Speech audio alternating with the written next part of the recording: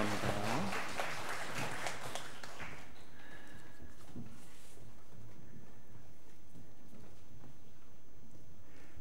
데살로니가 말씀을 통해서 저희들의 교회의 모습을 또 앞으로의 교회의 모습을 발견하면서 교훈을 얻고 있습니다.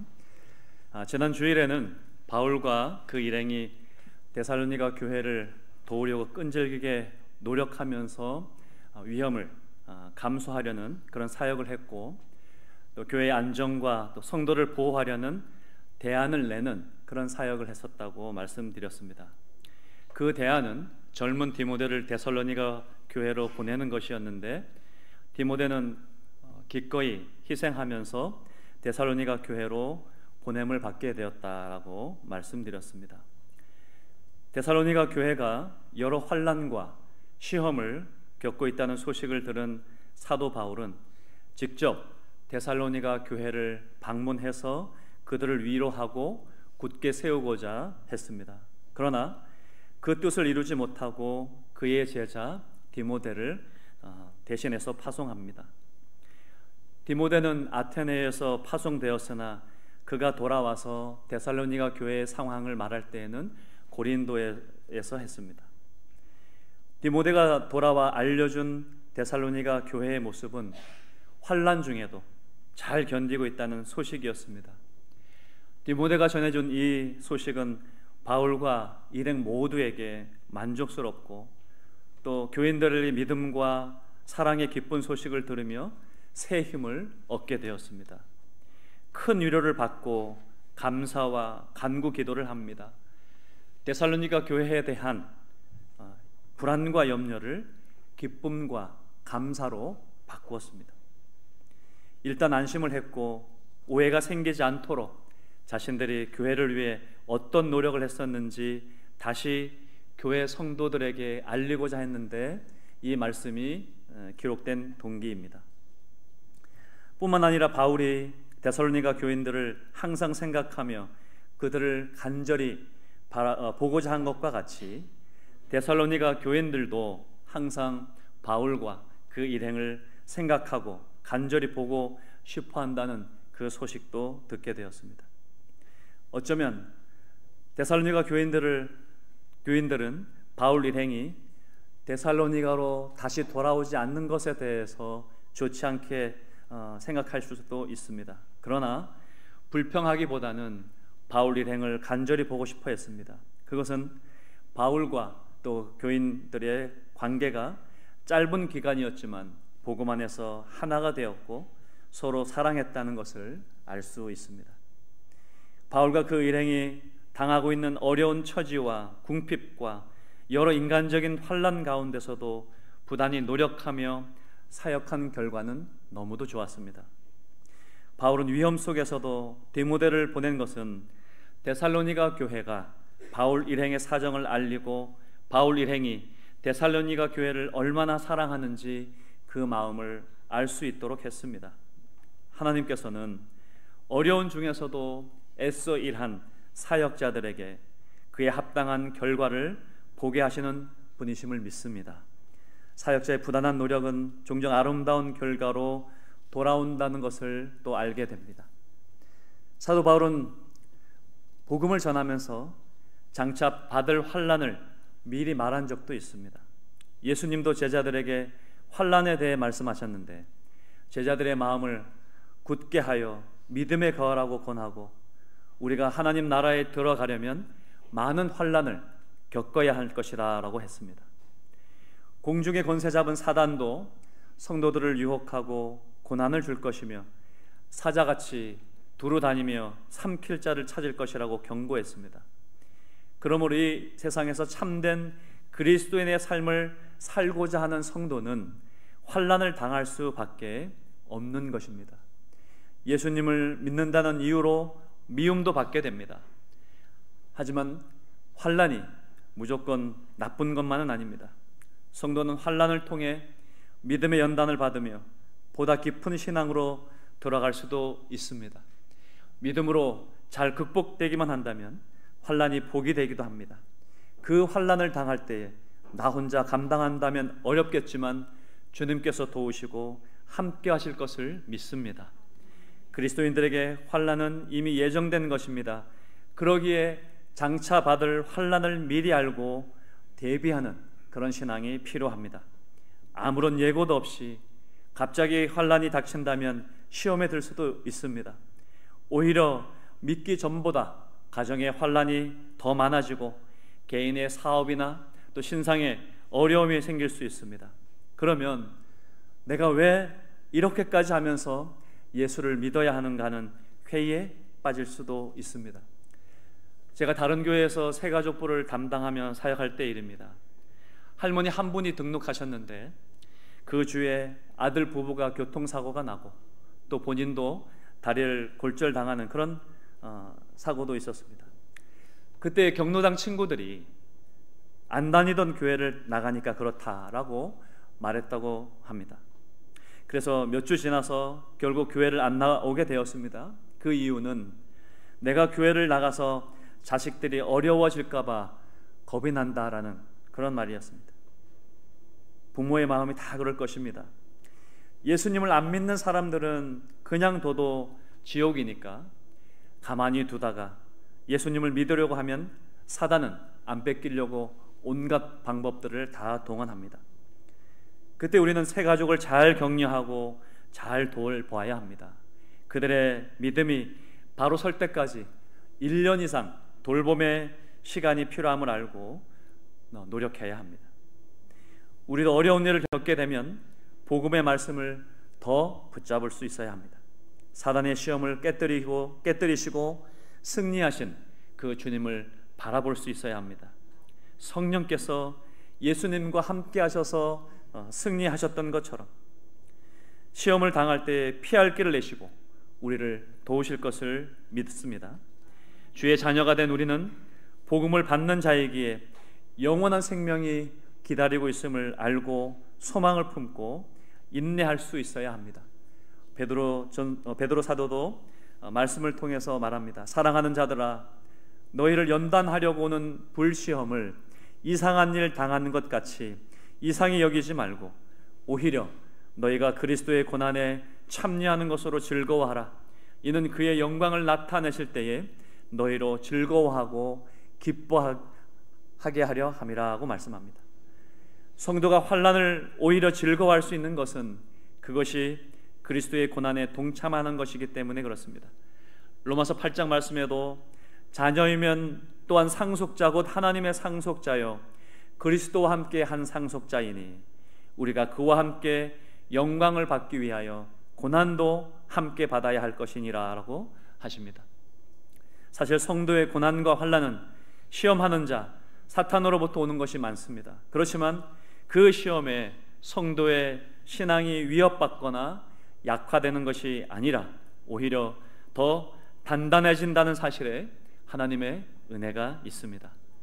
믿음 있는 성도는 고난에 대한 해석과 받아들이는 자세가 준비되어 있기 때문입니다. 그리고 성도가 환난을 당할 때 우리가 이겨낼 수 없는 환난은 주어지지 않는다고 주님께서 말씀하셨기 때문에 이겨낼 수 있는 것입니다.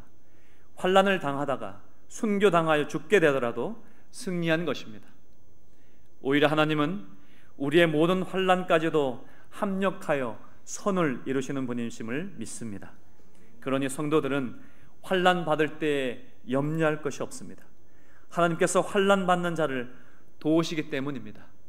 성도 여러분, 환난을 통해 믿음이 자라고 사랑을 배우며 소망이 분명해짐을 기억하시고 조금만 더 힘내시기를 바랍니다.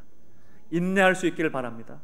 성도들이 함께 기도하며 응원할 것임을 알고 더 힘을 내시기를 바랍니다.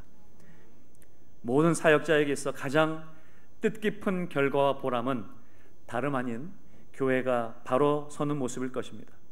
거듭 말씀드리지만 복음을 들은 지 얼마 되지 않은 데살로니가 교회는 어린 교회였기 때문에 환난 중에 믿음을 포기하고 복음을 버리고 예전의 모습, 우상을 섬기던 그 제자리로 돌아갈 수 있었습니다. 하지만 데살로니가 교회는 계속 믿음의 역사와 사랑의 수고로 굳게 서가고 있었습니다. 믿음의 확고한 뿌리를 내리고 있다는 소식은 참으로 바울과 그 일행에게 큰 위로와 기쁨이 되었습니다. 그러기에 교회의 바른 모습은 사역자의 부단한 노력과 짝을 맺습니다. 믿음과 사랑으로 나아가는 사역자에게 참 복은 믿음과 사랑으로 든든히 서 있는 교회입니다. 교회의 그런 모습은 사역자에게 참 위로와 진정한 감사가 됩니다. 바울 일행은 병환 중에도 있을지라도 죽음의 위기 속에서도 투병하며 있는 그 상황이 있을지라도 자식을 보고 힘을 내는 부모와 같이 말합니다. 8절에 너희가 주 안에 선즉 우리가 이제는 살리라. 데살로니가 교인들의 마음에 관한 기쁜 소식이 마치 생명수처럼 바울에게 생명의 기쁨을 가져다 준 것입니다. 교회의 믿음과 또 사랑의 모습 때문에 큰 위로를 받았습니다. 바르게 성장한 교회의 모습은 바울 일행이 하나님께 감사와 찬양을 올리도록 만들었습니다. 어떤 감사로 하나님께 보답할지 모른다고 말할 정도입니다. 위로가 넘치고 감사로 흘러갑니다. 데살로니가 교회도 완벽하진 않았습니다. 10절의 말씀처럼 믿음이 부족한 모습도 있었습니다. 바울은 주야로 심히 간구함은 너희 얼굴을 보고 너희 믿음이 부족한 것을 보충하게 하려 함이라고 말합니다. 심히 간구했다는 것은 더 열심으로 깊게 기도했다는 것입니다. 데살로니가 교회가 믿음이 없었던 것은 아니지만 믿음이 자람에 있어서는 미성숙함이 있었던 것은 사실입니다. 믿음은 개인이나 교회나 약하기도 하고 강하기도 합니다. 어려움을 겪으면서 더 약해지기도 합니다. 그러나 우리를 창조하시고 우리 교회를 세우신 하나님께서 우리의 믿음을 여러 면에서 자라나게 하시고 승리를 얻게 하시는 분이심을 믿습니다. 데살로니가 교회가 환난 중에 믿음으로 극복할 수 있었던 것은 바울과 그 일행의 중보기도 덕분이었다고 봅니다. 그러기에 중보기도의 시작은 사랑입니다. 성도들은 다른 사람들로부터 기도 부탁을 받습니다. 그러나 누군가를 위해 기도한다는 것은 쉽지 않습니다. 사랑하거나 아끼는 사람을 위해서는 부탁을 받지 않아도 먼저 연락을 하고 또 기도 제목을 받아 기도하게 됩니다. 사랑하면 관심을 갖게 되고 기도로 이어지는 것입니다. 사도 바울은 그 믿음의 자녀인 교회 성도들을 정말 사랑했던 사람입니다. 육체로는 멀리 떨어져 있어도 항상 큰 관심을 가지고 기도했습니다. 우리도 바울과 동력자들을 본받을 수 있어야 합니다. 빌립보서에 보면 내가 그리스도의 심장으로 너희 무리를 얼마나 사모하는지 하나님이 내 증인이라고까지 말했습니다. 사랑하는 사람들과 사랑하는 교회를 위해서 주께서 그 길을 인도해 주시기를 위해 서로 기도해야 합니다. 사도 바울도 이렇게 기도했습니다. 유대인들의 핍박으로부터 보호해 주십시오. 하나님께서 데살로니가 교회로 들어갈 수 있게 도와주십시오. 복음의 진리를 가르칠 수 있도록 기회를 열어주십시오라고 기도했고, 성도들이 주님을 향한 아름다운 소원을 가질 수 있도록 인도해 주시기를 기도했습니다. 그리고 12절 말씀처럼 주께서 우리가 너희를 사랑함과 같이 너희도 피차간과 서로 사람에 대한 사랑이 더욱 넘치게 해주시기를 기도했습니다. 데살로니가 교회에는 사랑의 수고가 있다는 얘기를 듣고도 성도들 간에 더욱 사랑하는 교회가 될 수 있기를 간절히 원하며 더 기도했습니다. 교회는 크게 성장하는 기쁨도 있어서 좋지만 화목하는 그 기쁨이 제일 클 줄 압니다. 하나님께서는 성도뿐만 아니라 모든 사람에 대한 사랑이 넘치기를 원하시고 교회가 사랑이 넘치기를 바라십니다. 사랑하는 모습을 보면 비기독교인들에게 귀감이 됩니다. 우리 주님께서는 교회가 모든 사람을 사랑하는 그런 마음이 풍성하기를 바라십니다. 사도 바울은 형제들아 너희 자유로 육체의 기회로 삼지 말고 오직 사랑으로 서로 종노릇하라고 했고, 베드로 사도도 무엇보다도 열심으로 서로 사랑하라고 했습니다. 사랑의 사도라고 말하는 그 사도 요한도 사랑하는 자들아 우리가 서로 사랑하자, 사랑은 하나님께 속한 것이라고 권면하면서 서로 사랑할 것을 강조했습니다. 주님은 우리가 서로 사랑하면 이로써 모든 사람이 너희가 내 제자인 줄 알리라 하시며, 제자와 교회가 사랑이 충만한 것이 가장 아름다운 모습임을 강조하셨습니다. 우리 교회가 가장 필요한 것은 사랑입니다. 세상 사람을 향해 열린 가슴으로 산다면 전도를 좀 덜 하더라도 여러분들을 따라 많은 사람들이 나올 수 있게 될 것도 저희는 압니다. 대한민국의 모든 교회가 이런 사랑의 모습이 있어야 함에도 불구하고, 이러한 일들이 일어나는 것이 당연함에도 불구하고 왜 그렇게 되지 않는가, 그 속내를 보면 사랑이 부족하기 때문입니다. 세상에서도 가장 강한 것은 사랑이라는 것을 압니다. 그런데 이 사랑의 힘을 교회가 이루니까 세상 속에서 선한 영향력을 발휘하지 못하게 되는 것입니다. 교회가 사람을 품는 사랑이 있어야 합니다. 그래야 성도들이 삶의 자리에서 그 사랑을 더 흘려 보낼 수 있게 되는 것입니다. 바울은 또 기도했습니다. 너희 마음을 굳게 하시고 우리 주 예수께서 그의 모든 성도와 함께 강림하실 때에 하나님 우리 아버지 앞에서 거룩함에 흠이 없기를 원하노라. 교회가 세상에서 영향력을 발휘하지 못하는 또 한 가지 이유는 교회가 거룩함을 잃어버렸기 때문입니다. 사도 바울은 데살로니가 교인들이 우상을 버리고 예수님을 믿게 된 것을 기쁘게 생각했습니다. 그러면서도 혹시 다시 예전 모습으로 돌아갈 것을 염려했나 봅니다. 더도 말고 지금처럼 거룩하고 정결한 신부가 신랑 되시는 예수님을 기다리는 그 신앙을 품으라고 권면합니다. 그래서 주님이 오시는 날에 거룩함에 흠이 없게 해달라고 기도하는 것입니다. 그들의 신앙을 더 확고하게 해달라고 주님께 간절히 기도하고 있는 것이지요. 성도는 그 이름처럼 거룩한 자들입니다. 거룩하게 살아야 할 책임이 있는 자들입니다. 성도가 거룩함을 상실하면 성도와 교회가 세상으로부터 지탄을 받습니다.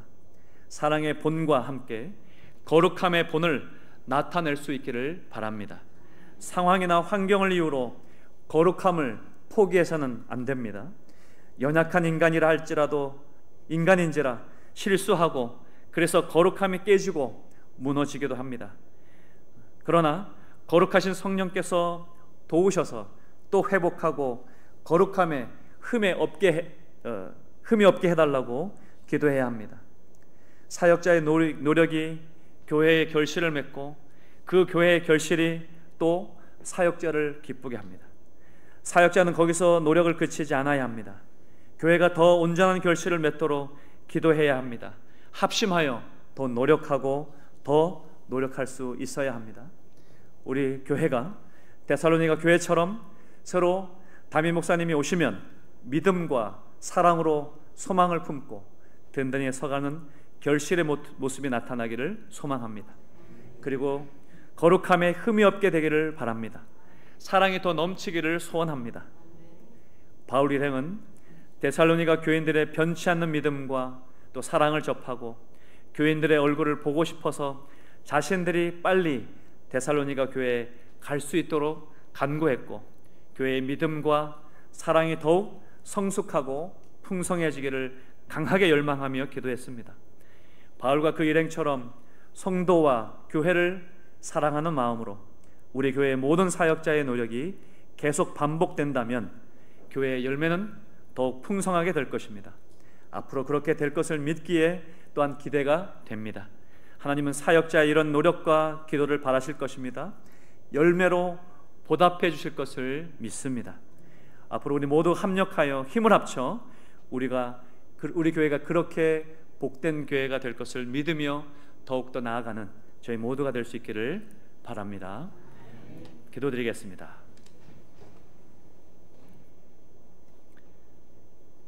사랑이 풍성하시며 우리 교회의 머리가 되시는 아버지 하나님, 우리 교회가 앞으로 어떤 환난이 와도 믿음과 사랑과 인내로 이겨내게 해 주십시오.